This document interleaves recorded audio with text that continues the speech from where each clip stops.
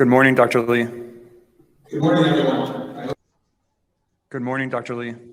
Good morning, everyone. I hope you can hear me okay. You do. You come loud and clear in the room. Thank you. I'll go ahead and begin by introducing everyone, so stand by. Good morning, everyone. We have three distinguished panelists with us this morning to help us discuss and a little bit more about this monograph, and hopefully in layman's talk, explain what it all is and how does it impact our fire service. So joining us this morning for the discussion is Dr. David Lee, who's currently the chairman of the Department of Public Health Sciences at the University of Miami Miller School of Medicine. He also serves as the principal investigator for the Florida Cancer Data System, the second largest state cancer registry in the United States, which is also home to the Florida Firefighter Cancer Registry. In addition, on this morning's panel, we're joined again by Dr. Jeff Burgess, who you all know is an emergency medicine physician and toxicologist and occupational and environmental medicine physician. He is also joined today by Mr. Casey Grant, who serves as the executive director of the DSRAE, an independent professional consulting firm with a focus on the design and the implementation of research for the fire protection and emergency response community. Please join me in welcoming our three panelists to today's discussion. All right, so let's begin with a little bit of interpretation of the IARC monograph. I could imagine that for some of our colleagues and our firefighters, this seemed a little dense in terms of how this process comes together. Would any of you like to begin by just explaining what is the impact of the IARC monograph for the fire service? What does it do for the fire service? I'm happy to start, and thank you for including me in this distinguished panel. And I just want to say for everyone who is listening, IARC is critically important. I am one of the people that has been outspoken saying, make sure this is on the agenda for this meeting. And if you're not familiar with IARC, you really need to pay attention. And sometimes I feel like I'm channeling Alex Forrest and others who have been very out in front on this issue. But when you talk about significant game-changing activities, this is one you need to pay attention to. So, you know, without getting into the deeper dive on the details, because there's a lot of information that's coming forth here. And if you're, you know, I know a lot of people saying, wait a minute, what is this? What are we talking about?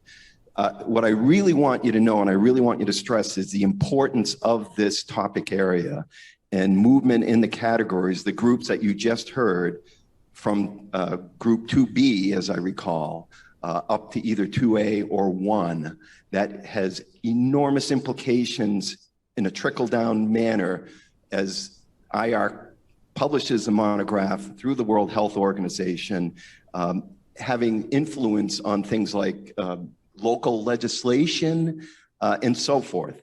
So it has extremely far-reaching influence and effect. So that's what you need to really appreciate, aside from the details of what's happening. I do want to just say there's one additional piece. My deeper role with the Firefighter Cancer Cohort Study is as we look at generating scientifically valid information, and you heard the words there, evidence. That's the feed-in, that's the feedstock to this kind of activity, and why the Firefighter Cancer Cohort Study and some of the other efforts are so important.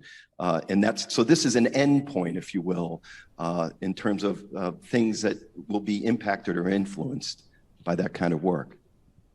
And I'd just add to that, Casey gave a very nice description of the background, emphasizing that this will help not just with the cancer presumptive laws, expansion of those laws, but also in the cases, because unfortunately in Arizona, we've got great laws. A lot of them are turned down initially, not all of them, thankfully, but when they go back in, you know, and they're reviewed, having this at a higher level will make a huge difference for those individuals in terms of getting their cases accepted.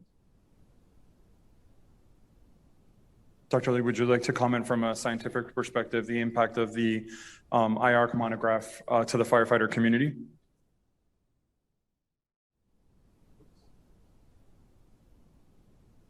Sorry, I was muted myself there. Yeah, it is critical. You know, there have been a number of different types of reviews that have been published that examine the data in relation to cancer risk in firefighting as an occupation, and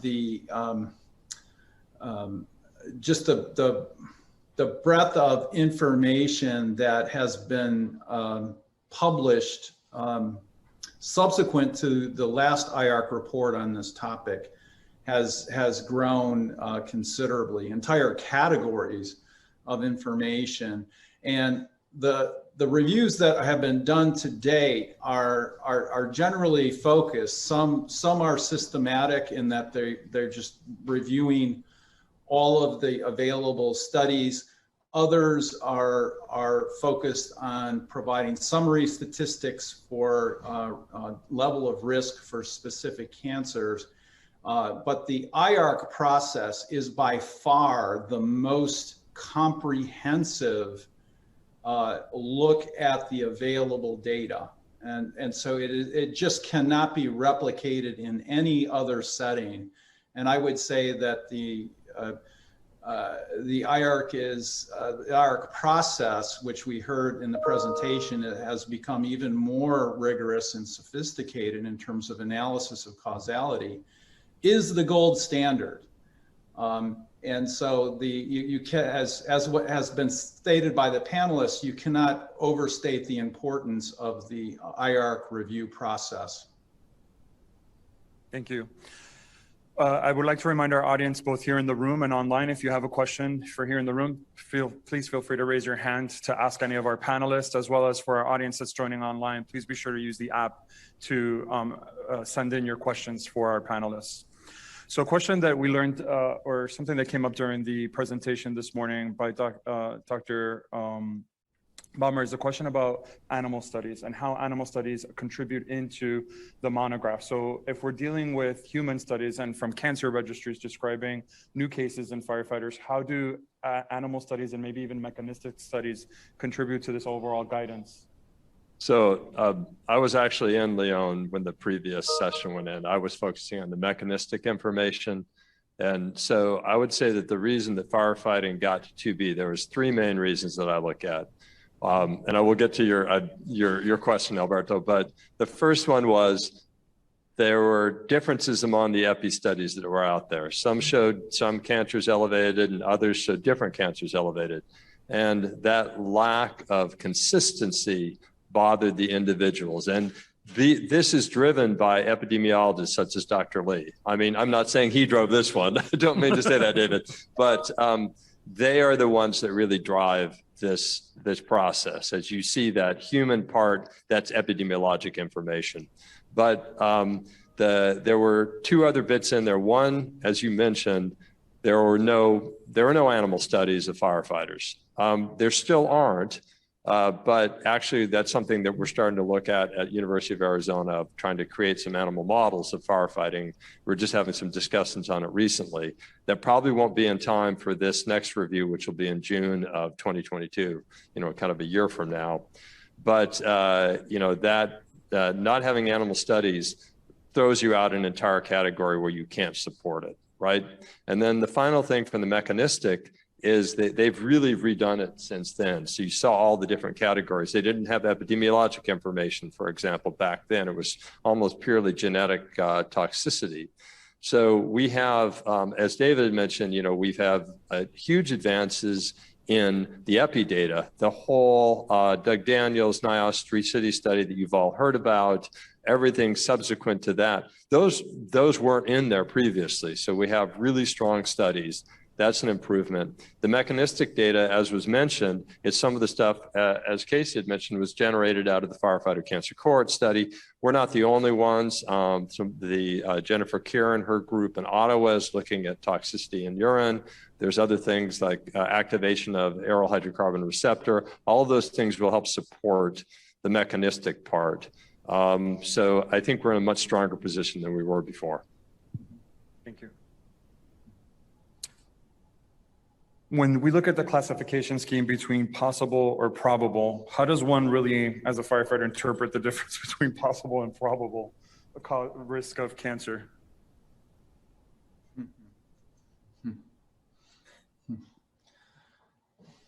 One way to stump the. And can I just add to your question, and I'll defer to the other panelists. Absolutely. What does that mean?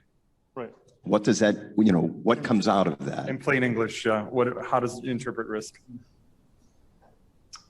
Well, I might jump in here because what the process that IARC has put together is addressing kind of one of the key challenges in the entire field of epidemiology, which is how do you establish causation? Does X cause Y? And because we are dealing with humans, we cannot experiment on humans to prove that X causes Y. So there'll never be a randomized controlled study ever where half of the population is told to start smoking cigarettes for the next 10 years. And the other group is told to avoid that. And then we'll see what happens with lung cancer risk 20 years down the road. Obviously, that's unethical and is not possible to do. So what IARC has done is looked at the complexity of data coming from very different sources, from the laboratory to epidemiologic studies, and has established a kind of a staircase of causality, and that in order to advance to the next level, you have to prove that you have data in those categories that were described in the presentation. And so it truly is this sort of staircase approach. Right now, and as of the last IARC report, it was a 2B designation. And again, one of the, as was mentioned, one of the key dearth of information, lack of information, was that there were no animal studies that they could point to, which was part of the decision-making process to move up that ladder of causality. And, despite the fact that we still don't have the animal studies, there's been all this other work on more of the mechanistic side of things that weren't even fully considered in previous IARC reports, but will be considered moving forward for all of them. So the combination of the advance of the science across different disciplines addressing firefighter cancer risk, combined with the IARC classification strategy that allows you to bring in more information on these mechanistic components, will allow us to, in all likelihood, for the committee to advance to another level. I think the question is going to be, how high do we go? Do we go all the way to the top of that staircase? That is very much a question for speculation. And it's a great point. So we have, I think, a comment or a question from our audience. Dr. Gowdy?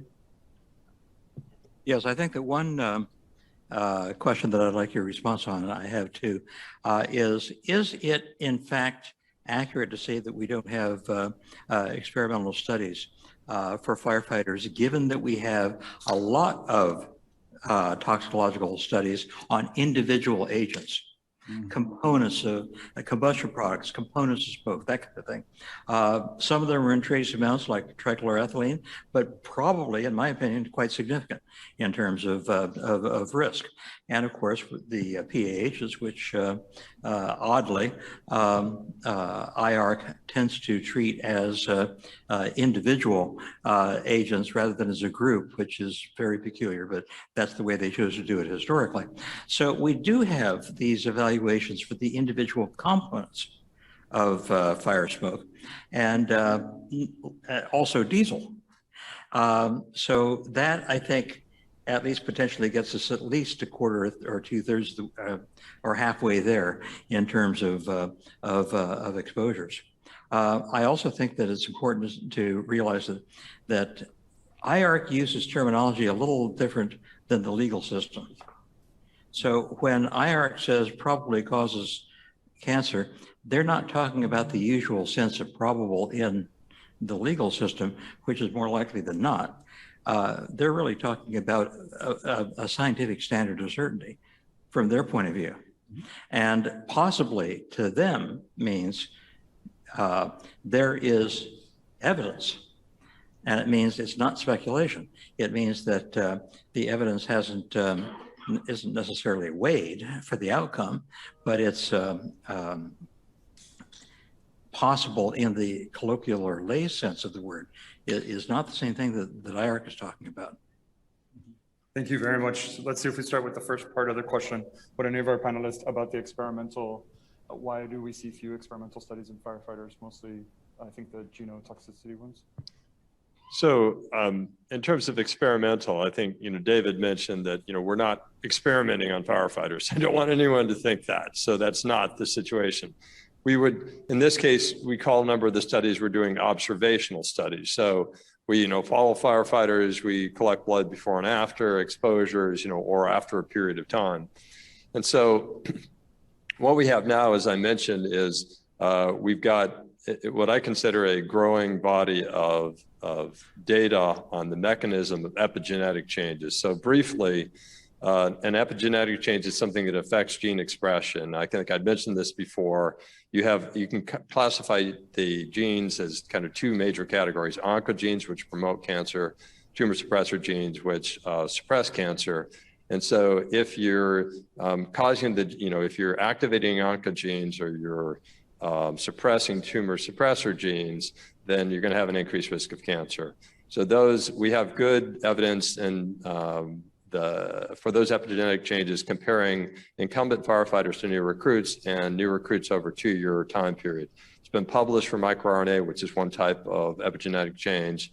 We should have before the next, before IARC reviews again in June of 2022, because they will take information right up to the last minute. We should have that longitudinal change in the DNA methylation already published. We know we see at least 250 sites within genes that are changed over the first 2 years, and many of those involve genes involved in cancer. So we'll have all that information. I also mentioned too that there's other mechanisms out there too. I mean, if we look at the urine of firefighters after fires, this was done in Canada, you can actually see that extract of the chemicals from the urine will actually cause direct DNA damage. So that's, I think, one potent piece of information. The other one too, again, I mentioned this previously, but I think it bears repeating, this aryl hydrocarbon receptor, AHR, is the receptor by which dioxin, which is a potent human carcinogen, works. And also a number of PAHs activate that AHR. And work done by Sean, raise your hand out there. Where are you, Sean? There we go. So Sean was actually the one who really helped push through and show that extracts of urine from firefighters are activating AHR. And actually, if you take even the swabs from like helmets, you can see that same soot deposition is activating AHR. So we know that that's actually occurring too. So these are all strong pieces that we didn't have before. I'm not sure, Alberto, if that was what you meant for me to cover or not. I think so. Yeah, absolutely. Okay. Another, more than I know. Sorry. Dr. Lee? Yeah, I also wanted to comment, and this was a great question from the audience. The IARC monograph that included the results from firefighting, that volume also included an assessment of the carcinogenity of painting as an occupation. And in that volume, they concluded that painters were at increased risk of developing cancer. And so using their terminology, there was sufficient evidence for evidence of carcinogeneity as an occupation, as a painter. And so why was it that the firefighting got classified as 2B, but yet this other occupation they concluded that there was sufficient evidence? Well, part of the reason for that is that the mix of carcinogens that painters are exposed to is orders of magnitude easier to characterize. Because it's roughly the same exposures day in and day out.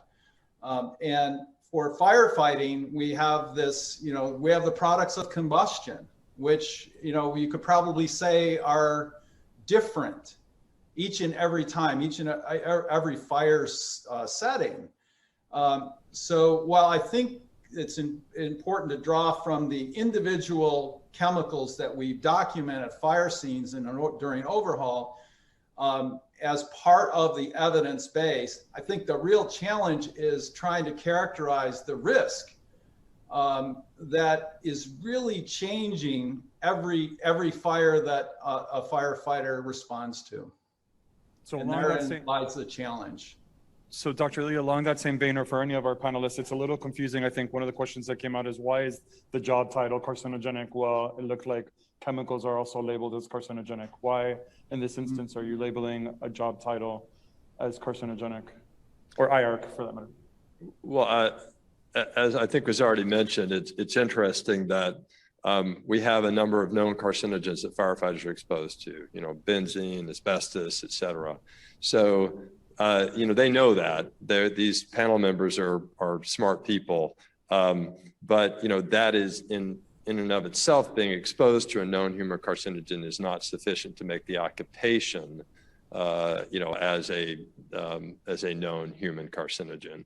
So I think it's just the difference of, it's important to know it, but it's not sufficient. That's where all the different categories come in, of the epi data, the mechanistic data, right, in the animal studies, if you've got them.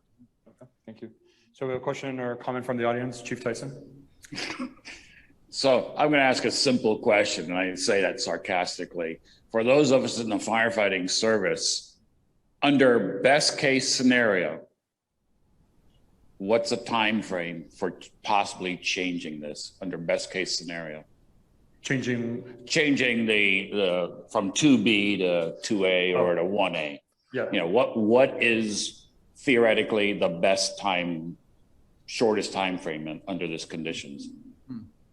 So who would like to?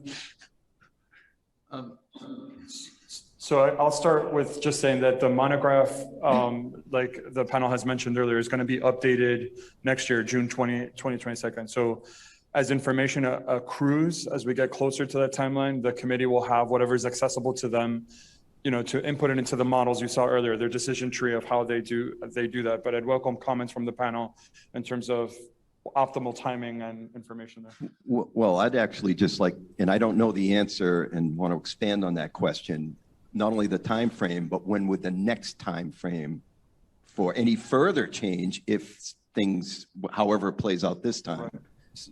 So my understanding of the, just listening to the kind of presentations they had here, that the advisory group, so just like everyone know that Doug Daniels that, did the big Niles Tree City study, is on that IARC advisory panel. So he and the other members took the available data, that things that have been published since, including his study, and they advised IARC that firefighting is in the top category. I think they weren't pointing it out, during the presentation, but you could see it was in there. And that was based on new epidemiologic data and new mechanistic data. So that's the criteria they use. So I think it's every 5 years that they meet, according to what they said, to review it again. So IARC doesn't really want to go back and review things unless there's new evidence. So it really requires that panel to say, yeah, there's new stuff. Mm-hmm.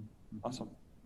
And then we are just a little bit over time, so I want to apologize that I didn't get to all the questions that were online. I got a whole bunch of them here to ask, but our panelists are here, and please do feel free to engage them and ask them questions as needed.